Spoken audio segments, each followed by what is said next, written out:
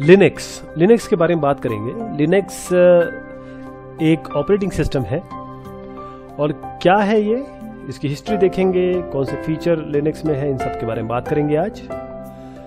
तो लिनक्स क्या है? अगर यूनिक्स आपको जानकारी हो, यूनिक्स के साथ ग्राफिकल यूजर इंटरफेस लगा दीजिए, ये लिनक्स बन जाएगा, इस तरीके से कहना है। लिनक्स एक यूनिक्स का ग्राफिकल वर्जन है। ये मल्टी यूजर है, मल्टीटास्किंग है, मल्टी प्रोसेसर है। इसमें एक और चीज रह गई, वो है मल्टी थ्रेडिंग। इन चारों के बारे में मैं आपसे बात करूंगा आगे। ये ऑपरेटिंग सिस्टम है तो बाकी सारे ऑपरेटिंग सिस्टम के साथ भी ये काम कर रहा है, क्योंकि इसके अपने भी फ्लेवर खुद है। इसके अपने बहुत अच्छे फ्लेवर्स हैं, कुछ फ्री हैं, कुछ ओपन सोर्स है और कुछ क्लोज है, कुछ एंटरप्राइज एडिशन है। सारे प्लेटफॉर्म्स, मैक्सिमम प्लेटफॉर्म्स पे लिनक्स चलता है। लिनक्स के पहले क्या था? 80 के दशक में डॉस था, Microsoft DOS, disk operating system हुआ करता था। फिर आया एप्पल मैक, आप जानते हैं, मेरे शब्द कम पड़ेंगे, इतनी अच्छी चीज़ है ये। थोड़ा सा महंगा था, या अभी भी है। यूनिक्स फिर आया, थोड़ा ये भी एक्सपेंसिव था, लेकिन यूनिक्स के फीचर्स बड़े ज़बरदस्त। लेकिन ये जब आए तो मिनी कंप्यूटर में ही ये काम कर रहे थे, वो भी कमर्शियल एप्लीकेशन। तो लोग सोचने लगे कि देखिए ये सब चीज़ें तो देखी, कुछ यूनिक्स जैसा मिल जाए और फ्री मिल जाए, चीपर मिल जाए, हमारे पीसी में चल जाए, ऐसा कुछ उनकी सोच थी। बस फिर क्या था, इस पे शुरुआत हो गई कि चलिए कुछ ऐसा बनाया जाए। तो 1984 में रिचर्ड स्टैलमैन साहब ने GNU प्रोजेक्ट की शुरुआत की। GNU है, GNU का फुल फॉर्म देखिएगा, GNU is not Unix, GNU is not Unix, ये इसका फुल फॉर्म है। इसका जो एम था इस प्रोजेक्ट का, वो था कि भाई यूनिक्स लाइक एक ऑपरेटिंग सिस्टम बनाया जाए, जो आराम से कॉपी भी हो सके, आपके पीसी में आ सके और मॉडिफाई हो सके। तो स्टॉलमैन ने पहला ये GNU का C कंपाइलर बनाया 1991 में। ठीक, 1991 में बनाया, पर फिर भी ऑपरेटिंग सिस्टम नहीं बना था। फिर एंड्रयू टेननबाउम ने एक और वर्जन बनाया, मिनिक्स। इसका मिनिक्स ये यूनिक्स का एक सिंप्लीफाइड वर्जन था पीसी के लिए। लेकिन मिनिक्स क्या था, वो स्कूल में पढ़ाने के लिए काम आने लगा और उसकी कैपेबिलिटी इतनी थी कि वो वहाँ पढ़ाया जाए। इसका कोई इंटेंशन नहीं था कमर्शियल यूज के लिए। फिर आया सितंबर 1991, इसमें लिनस टॉरवाल्ड, जो कि सेकेंड ईयर स्टूडेंट हुआ करते थे कंप्यूटर साइंस के यूनिवर्सिटी ऑफ हेलसिंकी में, इन्होंने पहला प्रिलिमिनरी कर्नल बनाया लिनक्स का, जिसे हम आज लिनक्स वर्जन 0.01 भी कहते हैं। यहां से शुरुआत हुई, यहां से टेक ऑफ हुआ। देखिए सारा ग्राउंड वर्क तैयार हो गया था, यहां से टेक ऑफ शुरू हुआ। तो आज के समय में जो लिनक्स है, बहुत सारे जो कंप्यूटिंग प्लेटफॉर्म्स हैं वहां पर यूज हो रहा है। ये पीसीज में, यहाँ तक कि सुपर कंप्यूटर में भी यूज हो रहा है। कमर्शियल वेंडर्स जो आ गए हैं वो इसे यूज कर रहे हैं, इसको रीडिस्ट्रीब्यूटेड फॉर्म में बना रहे हैं, ताकि इसको जो यूजर स्पेसिफिक तरीके से दिया जा सके। जैसे मैं अगर कुछ के नाम लूँ, रेड हैट है, स्लैकवेयर है, बहुत सारे हैं, और ये नंबर मैं नहीं पढ़ना चाहूँगा क्योंकि ये बहुत ज़्यादा हो चुके हैं। और वर्ल्ड वाइड लिनक्स का इतना ज़्यादा यूज़ है, इतना ज़्यादा चार्म है, इतना ज़्यादा एक्साइटमेंट है, और ये ऐसी चीज़ है जिसको सब यूज़ कर रहे हैं। मैक्सिमम लोग लिनक्स पे हैं आजकल। तो लिनक्स की एक और ख़ास बात यह है कि ये फ्री सॉफ्टवेयर। ये फ्री मतलब इसके लिए आपको पैसे नहीं देने पड़ेंगे। अगर आप इसका बेसिक वर्जन यूज़ करेंगे तब आपको पैसा नहीं देना पड़ेगा। साथ में ये ओपन सोर्स भी है, आपके पास सोर्स भी खुला हुआ है, यानी जैसे ये बना है उसका कोड, सोर्स कोड आपके पास है।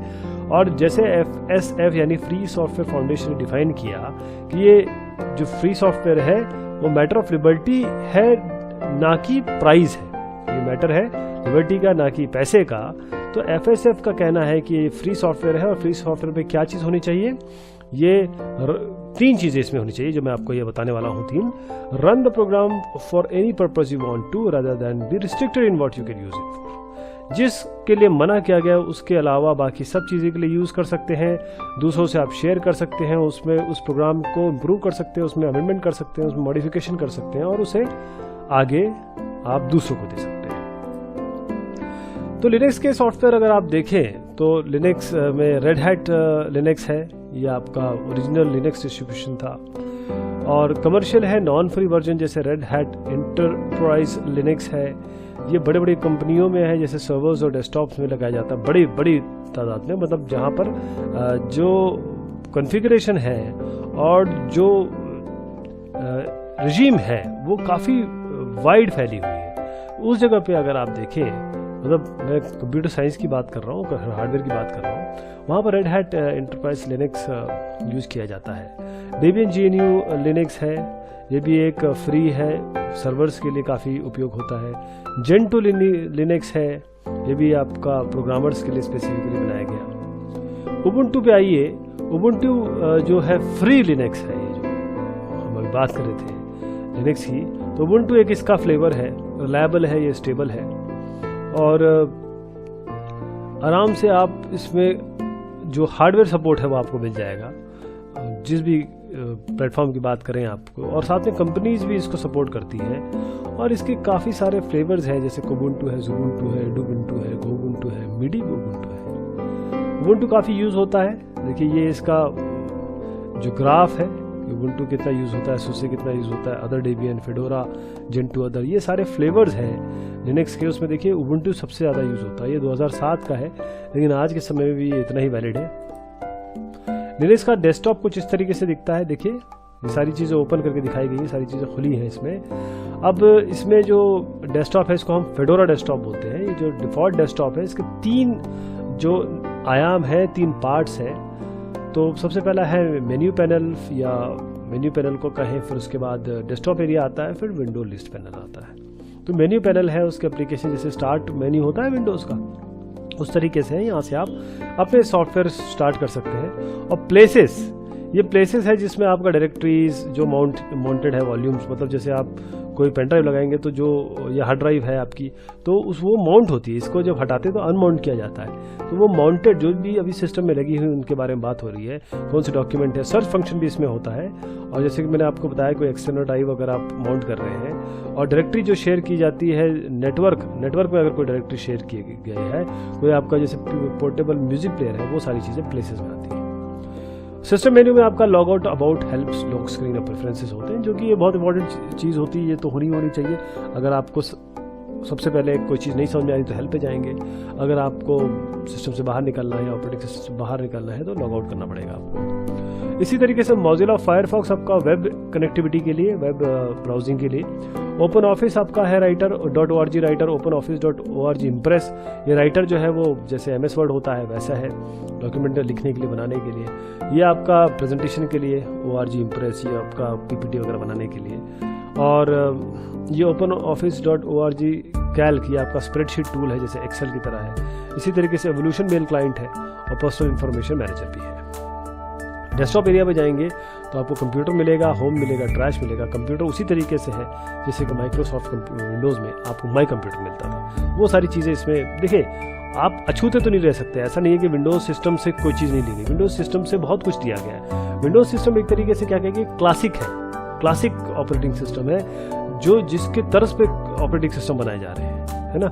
आज हो सकता है कि मैक बहुत फेमस हो गया, लेकिन आप ज़रूर ध्यान रखें कि जो बेसिक बिल्डिंग ब्लॉक्स हैं, जो बेसिक आइडिया है, वो आपको माइक्रोसॉफ्ट ने दिया है। इसी तरीके से होम है, जैसे मैंने आपको बताया कि आपकी म्यूज़िक, मूवीज़, डॉक्यूमेंट्स सब कहाँ रखें, तो जिस तरीके से माई डॉक्यूमेंट्स होते हैं आपके विंडोज़ में, उस तरीके से होम होता है। ट्रैश जैसे कि रिसाइकल बिन होती है, कोई भी जो भी चीज़ आप डिलीट करेंगे वो इस पर चली जाएगी।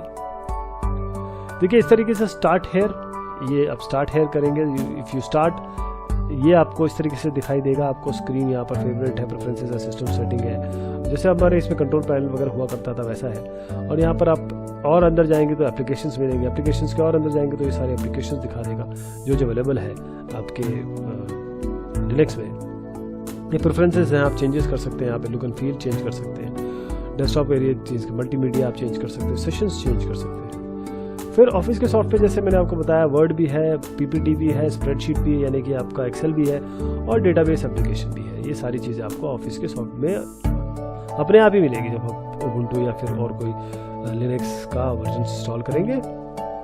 ये देखिए ऑफिस कुछ इस तरीके से दिखाई देता है। ये ऑफिस में यहाँ पर आप राइट कर सकते हैं। देखिए कितना सिमिलरिटी है इसमें माइक्रोसॉफ्ट ऑफिस में। वेब ब्राउजिंग के लिए आपके पास फायरफॉक्स है, फायरफॉक्स आप यूज़ करिए। देखिए यहाँ पर मोज़िला फायरफॉक्स है, आराम से इसको यूज़ करें। और जैसे आप ब्राउजिंग करते हैं, फायरफॉक्स बहुत ही ज़बरदस्त, बहुत बढ़िया आपका एक वेब ब्राउज़र है। और भी चीज़ें हैं जैसे ऑडियो प्लेयर है, सीडी प्लेयर है, साउंड जूसर, सीडी रिपर है, मैसेजिंग क्लाइंट है, एफटीपी के लिए GFTP है, ये भी आपको मिलेगा। अब लिनक्स क्यों? एक तो पावरफुल है,